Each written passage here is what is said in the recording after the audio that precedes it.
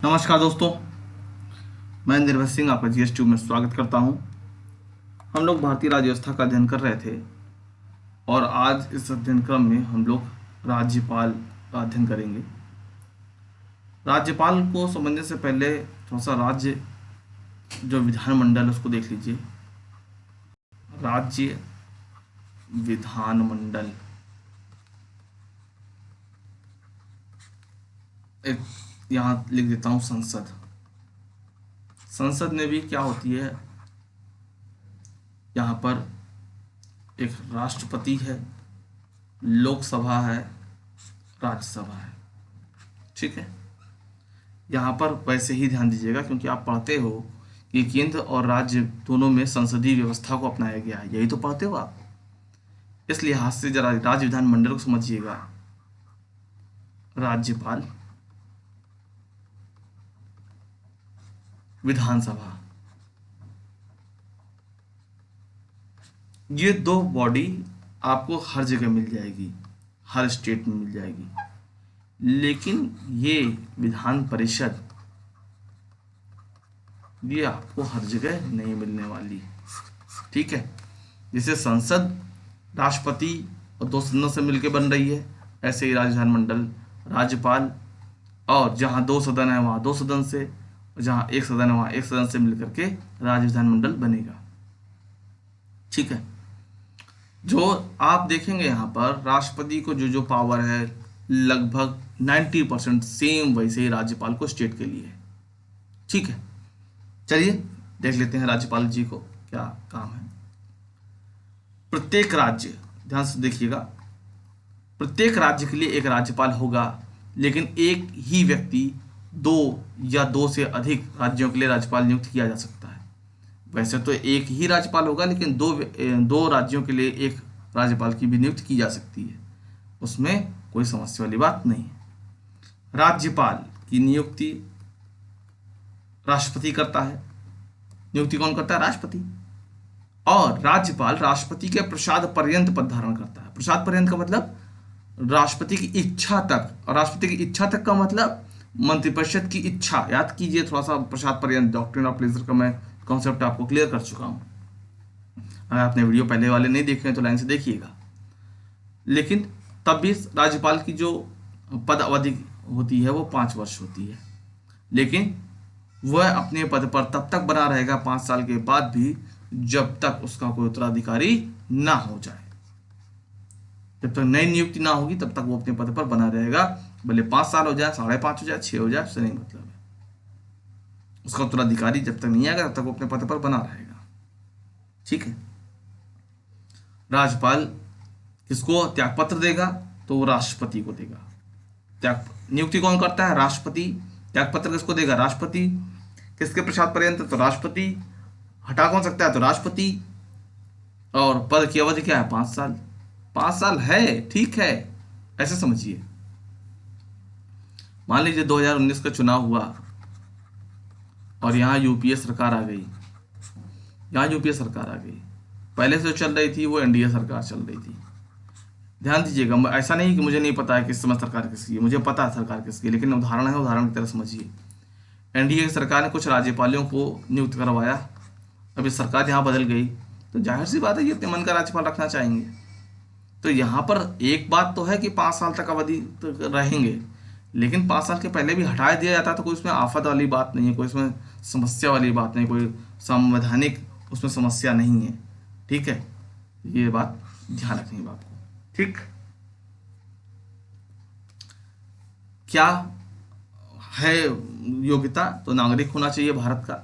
नागरिक का मतलब नागरिक 5 तरीके में से चाहे जिस तरीके से नागरिक होना चाहिए। 35 वर्ष की आयु पूरी कर चुका हो, लाभ के पद पर ना हो। हाँ, अगर 5 वो तरीके कौन से हैं तो वो आप पुराने वीडियो जरूर देख लीजिए, आपने क्रम से नहीं देखा है फिर। अनुच्छेद 159 159 में राज्यपाल को पद की शपथ उच्च न्यायालय के मुख्य न्यायाधीश द्वारा दिलाया जाता है। ध्यान दीजिएगा, मैंने आपसे कहा था अनुसूची 3 जब पढ़ाई थी कि 3 लोगों का अनुसूची 3 में नहीं है शपथ, वो अनुच्छेद में राष्ट्रपति की, उपराष्ट्रपति की और राज्यपाल की। इसलिए तीनों के आर्टिकल आपके लिए इंपॉर्टेंट हैं, ये ध्यान दीजिएगा। 159 का विषय क्या है? राज्यपाल के पद की शपथ कौन दिलाता है? तो हाई कोर्ट का मुख्य न्यायाधीश। ठीक, हर स्टेट में हाई कोर्ट होती है ना, उसका मुख्य न्यायाधीश। अब कुछ शक्तियां लिख लेते हैं, क्या शक्तियां हैं भाई। पहली बात, शक्तियां भी उसी तरीके से परिभाषित की गई जैसे राष्ट्रपति की आपने देखा था, तो देखिएगा बहुत कुछ सेम मिलेगा आपको। राज्यपाल राज्य का प्रमुख होता है, वह मुख्यमंत्री को और मुख्यमंत्री के सलाह पर अन्य मंत्रियों की नियुक्ति करता है। यही आपने पढ़ा था मंत्री परिषद जब आपने 74 पढ़ा था, 53, 74, 75, ये सब आपने जब पढ़ा था तो आपने ये भी चीज़ यहाँ पर मिली थी कि राष्ट्रपति जो है प्रधानमंत्री को और प्रधानमंत्री की सलाह पर अन्य मंत्रियों को नियुक्त करता है। ऐसे ही यहाँ पर राज्यपाल के लिए राज्यपाल राज्य का महाधिवक्ता राज्य लोक सेवा आयोग के अध्यक्ष व सदस्यों की नियुक्ति करता है, लेकिन हटा नहीं सकता है। देखिए राज्य महाधिवक्ता क्या होता है, जैसे कि आपने पढ़ा था आर्टिकल 76 अटॉर्नी जनरल, वैसे ये एडवोकेट जनरल होता है स्टेट में, वही पद है, बस केंद्र और राज्य का फर्क आता है एडवोकेट जनरल का। राज्य के जो सरकार है उसको कानूनी पक्ष समझाने के लिए या न्यायालय में कानून केंद्र का पक्ष रखने के लिए जो महाधिवक्ता एडवोकेट जनरल होता है। ऐसे ही राज्य लोक सेवा आयोग पब्लिक सर्विस कमीशन, ये जो आपके एग्जाम कराता है PCS वाला, ठीक है, उसके अध्यक्ष और सदस्यों की नियुक्ति तो राज्यपाल करता है, लेकिन हटाने का जो शक्ति है वो नहीं है।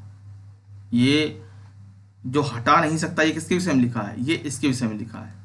महाधिवक्ता को तो हटा सकता है, उसकी कोई समस्या नहीं है, ठीक है, लेकिन हटाने का पावर क्यों नहीं है, इसको समझ लीजिए। हटाने का पावर इसलिए नहीं है क्योंकि कल को सरकार बदलेगी, नया दल आएगा, नया मुख्यमंत्री आएगा, वो सोचेगा कि हमारे लोगों की भर्ती हो जाए, तो मतलब भर्तियों में पारदर्शिता बनी रहे, इसलिए लोक सेवा आयोग को इससे बाहर रखा गया है कि आप इनको हटा नहीं सकते, ठीक है।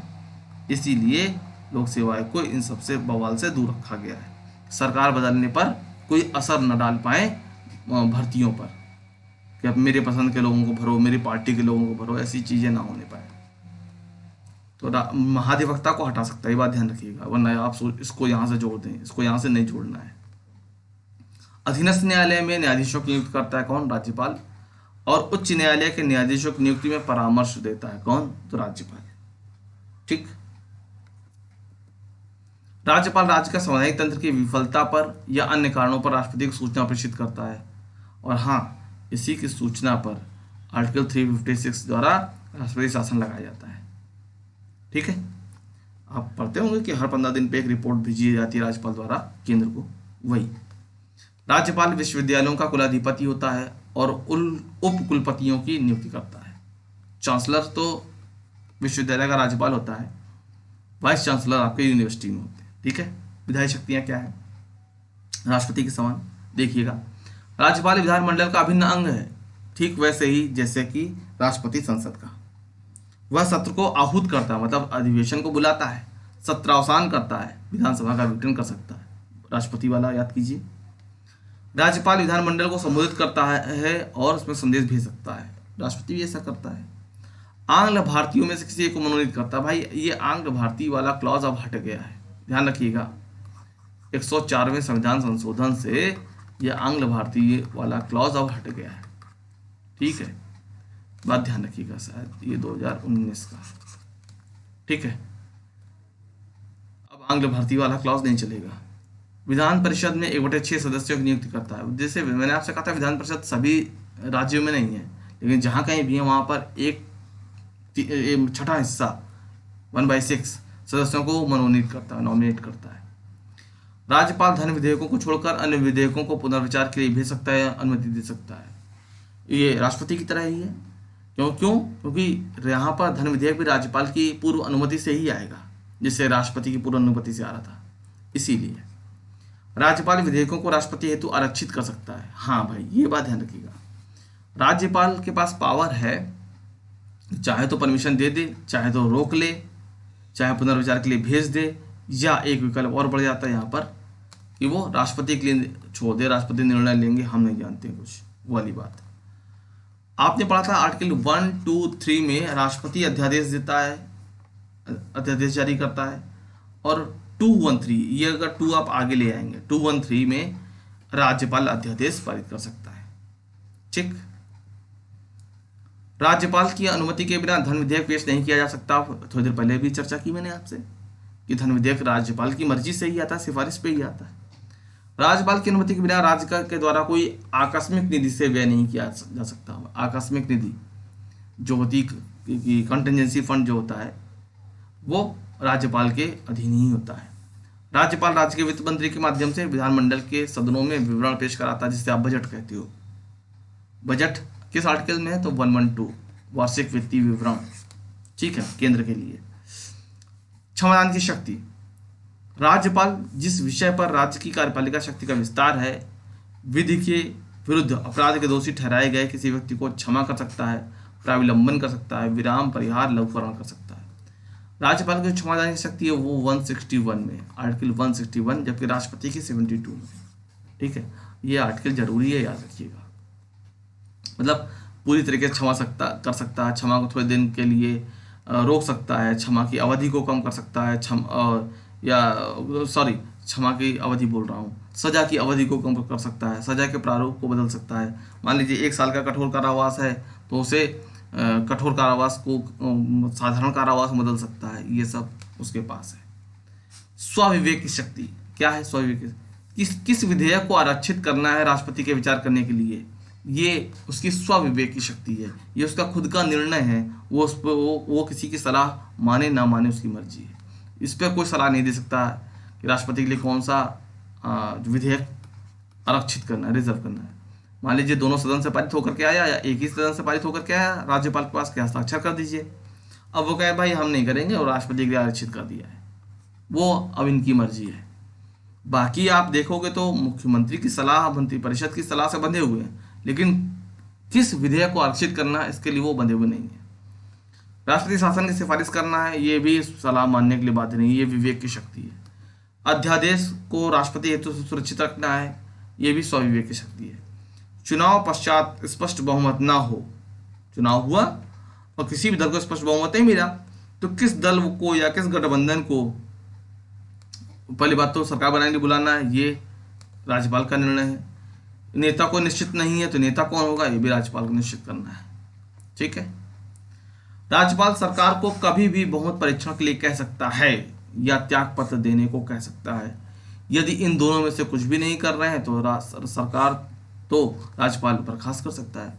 जो सरकार बनी हुई या तो आप अपना बहुमत सिद्ध कीजिए, और बहुमत सिद्ध नहीं कर रहे हैं तो त्याग पत्र दीजिए। दोनों में से कुछ भी नहीं दे रहे हैं तो चलिए राज्यपाल के पास पावर है, जो बर्खास्त कर देगा।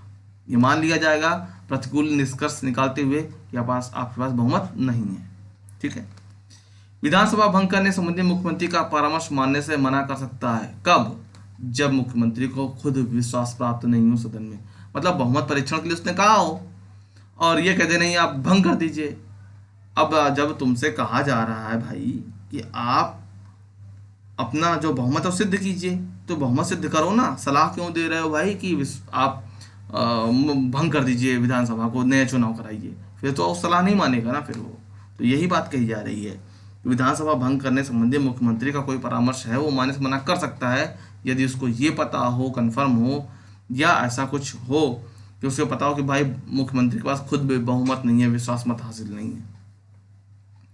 यदि मुख्यमंत्री सहित किसी मंत्री पर भ्रष्टाचार के आरोप लगते हैं तो मुकदमा चलाने की अनुमति दे सकता है कौन? राज्यपाल। ये सब पावर राज्यपाल के पास है। और इस कभी कभी देखिए राज्यपाल को अगर ठीक से समस्या उसकी समझनी हो तो जिस भी समय भाई केंद्र में मान लीजिए कोई सरकार बनी है और राज्य में कोई ऐसी सरकार बनी है जो केंद्र से अलग है, वहाँ टकराव की स्थिति में आप राज्यपाल की भूमिका को बेहतर तरीके से देख सकते हैं। जैसे कि बंगाल का इस समय हालिया मामला है, धनखड़ साहब की जो स्थिति है वो वही जानते हैं। ठीक है ना, चुप रहते बन रहा है ना बोलते बन रहा है। बोल रहे हैं तो बस इतने सधे शब्दों में कि कहीं कुछ समस्या ना हो जाए, और बोल के कर भी क्या लेंगे, वो इनकी स्थिति बनी हुई है। खैर वो अपनी जगह है बात। तो यहाँ पर आप देखेंगे कि यहाँ पर राज्यपाल के पास स्वविवेक की शक्ति थोड़ा सा ज़्यादा है, थोड़ा सा नहीं, खूब ठीक ठाक है। ठीक है, ठीक ठाक है। बाकी आप देखेंगे कि सदन के संबंध में जो राष्ट्रपति के पावर है वही राज्यपाल के पास पावर है। कोई बहुत ज़्यादा अंतर नहीं है। एक दो बार आप अगर ठीक से पढ़ लेते हैं, सुन लेते हैं, तो आपको बेहतर याद हो जाएगा। ठीक है, आपको ये वीडियो कैसा लगा ज़रूर बताइए। वीडियो को लाइक कीजिए, दोस्तों के साथ शेयर कीजिए, और अभी तक चैनल सब्सक्राइब नहीं किया तो चैनल को सब्सक्राइब कीजिए। मिलते हैं अगले वीडियो में। आप सभी का बहुत बहुत धन्यवाद, बहुत बहुत आभार।